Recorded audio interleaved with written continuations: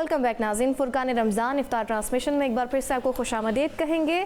और रमज़ान के महीने के हवाले से हम जब बात करते हैं तो हम डाइटिशियन को भी बुलाते हैं, उनसे अपनी डाइट के हवाले से भी पूछते हैं कि हमें सहरी में क्या खाना चाहिए, हमें इफ्तार में क्या खाना चाहिए। वहीं पर आजकल जो सबसे बड़ा मसला है वो शुगर के हवाले से है कि हर दूसरे जो बंदा है उसको शुगर का जो मर्ज़ है वो लाहक हो रहा है और ये बीमारी बिल्कुल ऐसे ये फैलती जा रही है। तो अब रमज़ान के महीने में शुगर के मरीज़ जो हैं, डायबिटिक पेशेंट हैं, वो किस तरह से अपने सहर में क्या यूज़ करें, इफ्तार के वक्त उनको क्या ग़िज़ा शामिल करनी चाहिए और क्या उनको रोज़ा रखना चाहिए भी या नहीं रखना चाहिए, और कौन से मरीज़ ऐसे हैं शुगर के जो रोज़ा रख सकते हैं, इसी हवाले से आज हमारी गुफ्तगू रहेगी। मेहमान हमारे साथ मौजूद हैं डॉक्टर शाहिद नदीम, आप माहिर ज़ियाबीतिस हैं। बहुत शुक्रिया नदीम साहब आपके ज्वाइन करने का। आपको रमज़ान बहुत बहुत मुबारक। खैर मुबारक आपको भी। नदीम साहब, हम शुगर के हवाले से ही आपसे बात करना चाहेंगे क्योंकि आप माहिर ज़ियाबीतिस भी हैं। शुगर का मर्ज़ बढ़ता जा रहा है, अब चूँकि रमज़ान है, और कौन से ऐसे मरीज़ हैं शुगर के जिनको रोज़ा रखना चाहिए और जिनको नहीं रखना चाहिए? देखिए, पहले तो मैं बात कर लेता हूँ कि दो तरह की डायबिटीज़ जो ज़्यादा कॉमन टाइप्स है ना, एक तो टाइप 1 डायबिटीज़ होती है और एक टाइप 2 डायबिटीज़ होती है। टाइप 1 डायबिटीज़ ऐसी डायबिटीज़ है जिसमें लबलबा काम नहीं करता और इंसान को सारी उम्र इंसुलिन लेनी पड़ती है, ये टाइप 1 डायबिटीज़ है। जो टाइप 2 डायबिटीज़ है उसमें लबलबा काम कर रहा होता है लेकिन इंसुलिन रेजिस्टेंस की वजह से या कई और वजूहत की वजह से जो है उनको शुगर लेवल कंट्रोल नहीं होता, जिसको फिर हम टाइप 2 डायबिटीज़ कह देते हैं। टाइप 2 डायबिटिक्स जो हैं यूजली गोलियों पे होते हैं या ओरल हाइपोग्लाइसेमिक एजेंट्स पे होते हैं, ये दो टाइप के। अब जो टाइप 1 डायबिटिक्स होते हैं ना, जिनको जो इंसुलिन पे होते हैं, उनको रोज़ा मना है, वो रोज़ा नहीं रख सकते क्योंकि वो इंसुलिन पे होते हैं, और अगर वो रोज़ा रखेंगे तो उनको दो तरह की कॉम्प्लिकेशंस हो सकती हैं, जिसकी वजह से हम मना करते हैं कि टाइप 1 डायबिटिक्स जो इंसुलिन पे हैं वो रोज़ा ना रखें। नंबर एक कि उनको हाइपरग्लाइसेमिक अटैक्स होते हैं, बहुत ज़्यादा शुगर अनकंट्रोल चली जाती है, इतनी अनकंट्रोल चली जाती है कि लाइफ थ्रेटनिंग कॉम्प्लिकेशन होती है, जिसको कहते हैं डायबिटिक कीटोएसिडोसिस, डीके, उसमें वो चले जाते हैं, वो लाइफ थ्रेटनिंग है। बाज़ औकात पेशेंट को कुछ लास्ट रमज़ान के मैं मुझे पता है कि एक दो पेशेंट्स ने मना करने के बावजूद जो है टाइप 1 डायबिटिक्स ने रोज़ा रखा, वो आईसीयू में जाके एंड अप हुए, सेफ हो गए लेकिन आईसीयू वजह क्या है कि आप इंसुलिन का इस्तेमाल नहीं कर सकते इस वजह से, या वैसे ही खाने पीने की चूंकि होती है? एक्चुअली इंसुलिन का इस्तेमाल करते हैं लेकिन क्योंकि रोज़ा होता है, अब रोज़े में ज़ाहिर है खा पी नहीं सकते, प्लस ये कि वो जब इंसुलिन की डोज को रिड्यूस कर लेते हैं बगैर डॉक्टर्स के मशवरे के, तो वो ये होता है कि इंसुलिन की डोज भी रिड्यूस होगी, वहाँ पे कार्ब्स भी ले लिए गए, तो वो शुगर स्पाइक करती है और जो है कॉम्प्लिकेशन आती है। इसके अलावा जो सबसे ज़्यादा बुरी कॉम्प्लिकेशन है जो टाइप 1 डायबिटिक्स को जिसकी वजह से मना करते हैं वो है हाइपोग्लाइसीमिया, शुगर लेवल लो हो जाना, यानी 70 मिलीग्राम से भी शुगर लेवल लो हो जाए, तो ये एक ऐसी कॉम्प्लिकेशन है जो लाइफ थ्रेटनिंग हो सकती है, इंसान बेहोश हो सकता है, और अगर उसको टाइमली इमरजेंसी उसको ना की जाए, उसको ना स्टेट दी जाए तो जान भी जा सकती है। अच्छा। तो ये दो ऐसी कॉम्प्लिकेशंस हैं। टाइप 2? हाँ, अब टाइप 2 में कुछ ऐसे लोग होते हैं जो कि सिर्फ उनको टाइप 2 डायबिटीज़ है, बाकी सब चीज़ें ठीक हैं, थोड़ा बहुत ब्लड प्रेशर हाई हो गया है या कोई थोड़ा बहुत दिल की तकलीफ है, वो रोज़ा रख सकते हैं, उनके लिए रोज़ा अच्छा होता है। अच्छा, उनके रोज़ा अच्छा होता है, उनका शुगर लेवल भी कंट्रोल में रहता है, उनका जो HbA1c भी है वो भी रिड्यूस हो जाता है। ये टाइप 2 डायबिटिक्स जो कि सिर्फ टाइप 2 डायबिटीज़ है, ओरल मेडिकेशंस पे हैं और वो रख सकते हैं। कुछ ऐसे टाइप 2 डायबिटिक्स होते हैं जिनको शुगर की बीमारी की वजह से उनके और ऑर्गन जो है वो डिजीज़ हो जाते हैं, मसलन किडनी का प्रॉब्लम होता है, क्रॉनिक किडनी डिजीज़ जिसे CKD कहते हैं, वो प्रॉब्लम हो जाता है। तो जिनको क्रॉनिक किडनी डिजीज़ है या उनका क्रिएटिनिन लेवल अब बढ़ गया है, अब नॉर्मल हो गया है, डॉक्टर्स ने उनको मना किया हुआ है कि आप रोज़ा ना रखें, आप प्रोटीन से परहेज़ करें और इस तरह की डाइट लें जो कि क्रॉनिक किडनी डिजीज़ में होती है, तो वो रोज़ा नहीं रख सकते क्योंकि रोज़ा रखने से उनको डिहाइड्रेशन होगी। ठीक, डिहाइड्रेशन की वजह से किडनीज ड्राई होंगी और उनका जो किडनी फंक्शन टेस्ट है वो मजीद डिटीरियोरेट कर जाएंगे।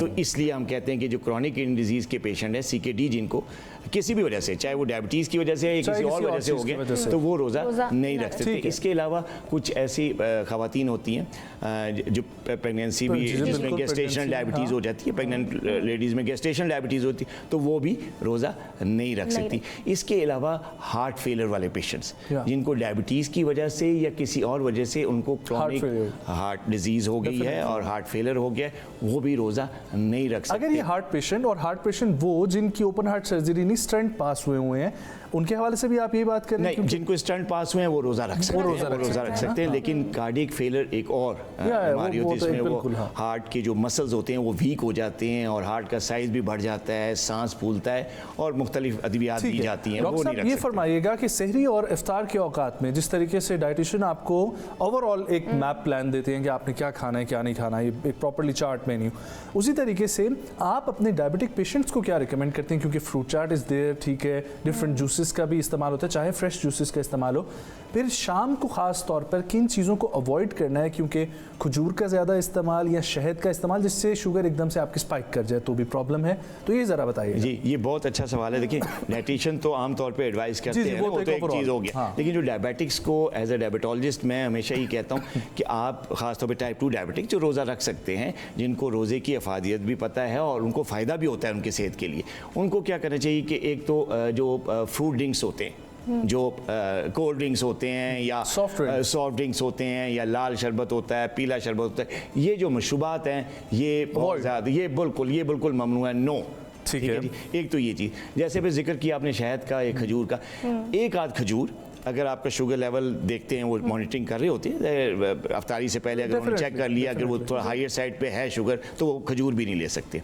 अगर उनका कंट्रोल्ड है, थोड़ा लोअर साइड पे शुगर लेवल आ जाता है सहरी अफ्तारी से पहले, तो वो एक आध खजूर से रोज़ा खोल सकते हैं। इवन कि अगर थोड़ा सा हाइपोग्लाइसीमिया टाइप है, थोड़ा लोअर लेवल है, तो 2 खजूर भी अफ्तार के टाइम पे ले सकते हैं, लेकिन नॉट मोर देन दिस। अच्छा, एंड व्हाट अबाउट शहद? अच्छा, शहद तो ज़ाहिर है बिल्कुल इसी तरह, अगर शुगर कंट्रोल है तो एक आध चम्मच या आधा चम्मच जो है वो शहद का ले सकते हैं। और आपने फ्लेवर्ड जूस के हवाले से बता दिया हमें, डिफरेंट जूसेस जो पैकेट जूसेस उनके हवाले से, फ्रेश जूसेस का क्या है? देखिए, ये बहुत बड़ी गलतफहमी है कि जी फ्रेश जूसेस जो हैं बड़ी एनर्जी होती है, जी फ्रूट जूस लिया करें, डब्बे की जूस ना ले। देखिए, जो मैं आपको एक बात बताता चलूँ, एक योर रिसर्च बेस्ड बात है कि जो आपका जो फ्रूट होता है ना, उसमें जो उसका कंटेंट होता है वो उसके होल फ्रूट में होता है, जैसे विटामिन्स हैं या मिनरल्स हैं या जो भी जो ताकतवर अज्जा हैं तो जो सेहत के लिए मुफीद है, वो फ्रूट में होते हैं। जूस में उसका ग्लूकोज कंटेंट होता है, जो जूस होता है वो उसमें उसका ग्लूकोज है, वो अल्लाह ताला ने एक जो है बोनस दिया हुआ है, क्या यार तुम अच्छा फ्रूट खा रहे हो, चलो मैं तुम्हें एज अ बोनस तुम्हें मैं मीठा दे देता हूँ। लेकिन अगर आप सिर्फ मीठे को लेंगे, जूस तो फिर मीठा ही हो गया ना, उसका शीरा निकाल लिया आपने, बाकी चीज़ें जो अच्छी थी जो ज़रूरी थी वो आपने फेंक दी, आपके जूस आ गए। तो डायबिटिक पेशेंट्स के लिए चाहे वो फ्रेश फ्रूट जूस ही क्यों ना, वो एडवाइजेबल नहीं। आजकल ये जो चिया सीड्स का ट्रेंड चला हुआ है कि ये पीने से भी शुगर कंट्रोल होती है और स्पेशली रमज़ान में लोग सहरी में यूज़ करते हैं, इस हवाले से भी बताइएगा। देखिए, चिया सीड जो है ना वो सहरी में नहीं लेना चाहिए, चिया सीड को अफ्तारी में इस्तेमाल करना चाहिए। पहली बात तो ये है, क्योंकि सहरी में लेने से, क्योंकि चिया सीड वाटर एब्जॉर्ब करता है, जब एब्जॉर्ब करता है तो यूजली अब पूरे 12-14 घंटे का रोज़ा है, ठीक है, आपने पानी नहीं पीना, तो जैसे ही आप चिया सीड लिया होगा अपने सहरी में, तो थोड़ी देर बाद, आधे पौने घंटे बाद आपको प्यास लगना शुरू हो जाएगी, क्योंकि जो पानी आपने पिया होगा या जो स्टमक में वाटर कंटेंट होता है वो सारा ये सक कर लेगा और फिर आपको प्यास लगनी शुरू हो जाएगी। तो ये एक इस वजह से हम मना करते हैं कि सहरी में जो है वो चिया सीड का इस्तेमाल ना करें, अफ्तारी में आप चिया सीड ले सकते हैं। और मजीद सहरी के हवाले से बताइएगा। देखिए, अब सहरी की जहाँ तक बात है तो सहरी में जो है ना, आप एक जो रूल मैं आपके प्रोग्राम के उससे हवाले से बताता चलूँ डायबिटिक पेशेंट्स को, कि अगर रोज़ा जो रख रहे हैं कि आपने ना पहले जो है वो कार्बोहाइड्रेट, मतलब 3 तरह के पार्ट्स हैं ना फूड के, एक प्रोटीन होता है, एक फैट होता है और एक कार्ब्स होते हैं।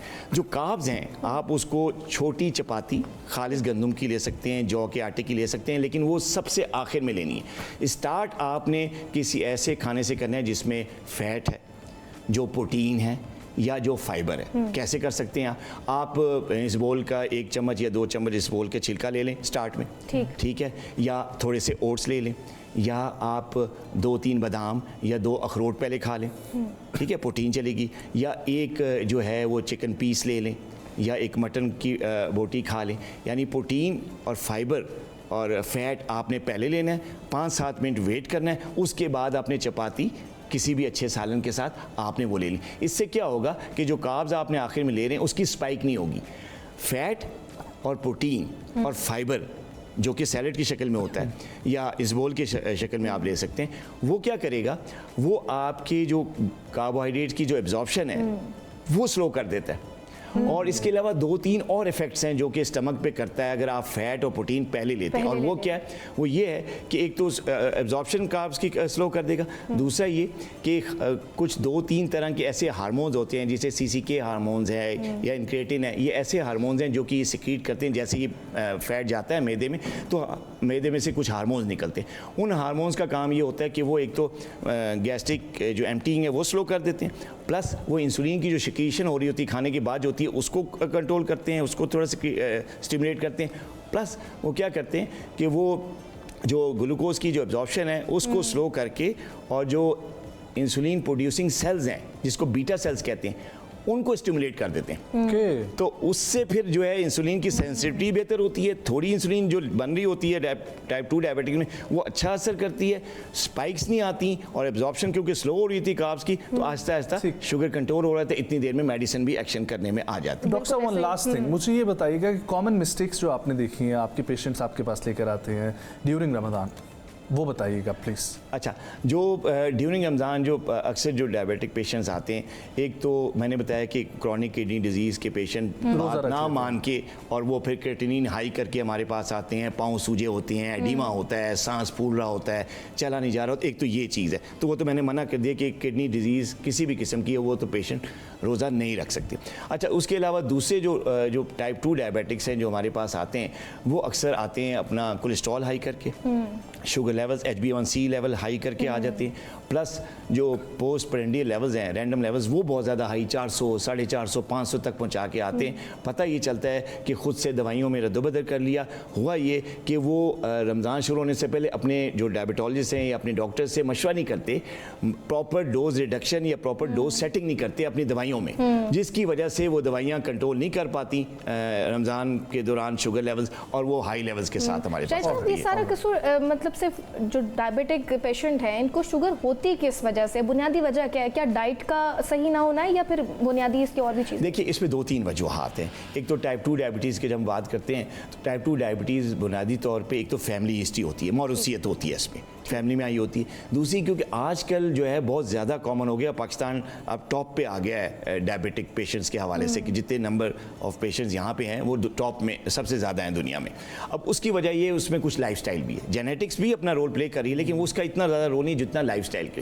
तो पहले जो लाइफस्टाइल में चीज़ आती है वो मोटापा है, वेट। जिन लोगों का वेट ज़्यादा है उनको टाइप 2 डायबिटीज़ का ख़तरा बहुत बढ़ जाता है। और पाकिस्तान में जो सबसे ज़्यादा जो बढ़ने की वजह है वो एक तो ये अपना वेट है और दूसरा अनहाइजीनिक खाने हैं या जंक फूड हैं, वो बहुत ज़्यादा वजह बन रही है। क्योंकि हम लोग जो है वो टाइम हमारे पास है नहीं कि प्रॉपर्ली कुक करके और वो सारा कुछ, तो वो खाना भी वो जंक फूड के फास्ट फूड के चक्कर में पड़ जाते हैं कि यार जो ऐसा खाना हो जो 10 मिनट में बने और 5 मिनट में खाया जाए। और प्लस एक्सरसाइज का एक्सरसाइज नहीं, क्योंकि टाइम नहीं है हमारे पास। हम सब चीज़ें हमारी जो स्पोर्ट्स हैं एक्सरसाइज हैं वो मोबाइल पे आ गई हैं, हम खेलते भी हैं तो मोबाइल पे खेलते हैं। वॉक 30 मिनट्स की वॉक जो है वो बहुत ज़रूरी है। और इवन रमज़ान में भी डायबिटिक पेशेंट को अफ्तारी से पहले थोड़ा सा वॉक कर ले, एम्प्टी स्टमक जो हैवी वेट है, अगर वेट थोड़ा सा कंट्रोल में है तो अफ्तारी के बाद वॉक कर लें, वॉक को नहीं छोड़ना। अच्छा शाहिद साहब, शुगर का कोई रिवर्सल है या ये फिर एक दफ़ा हो जाए तो फिर ये समझ लिया जाए कि सारी उम्र है ना? देखिए, टाइप 1 और टाइप 2 डायबिटीज़ का कोई रिवर्सल नहीं है। टेस्ट इसके रिवर्स हो सकते हैं, लेकिन जो रिवर्सल टर्म है उसका गलत इस्तेमाल किया जाता है। रिवर्सल टर्म को इस्तेमाल किया जाता है कि शायद डिजीज़ रिवर्स होगी, ऐसा नहीं होता। डिजीज़ अपनी जगह पे है, लाइफस्टाइल के साथ, खाने पीने के साथ, प्रॉपर दवाइयों के साथ, प्रॉपर बैलेंस डाइट के साथ इसको कंट्रोल किया जा सकता है। लेकिन इसका ये मतलब नहीं कि आपका कंट्रोल हो गया तो आप सब कुछ छोड़ के कि जी अब मैं ठीक हो गया, नहीं, वो फिर स्पाइक करेगा।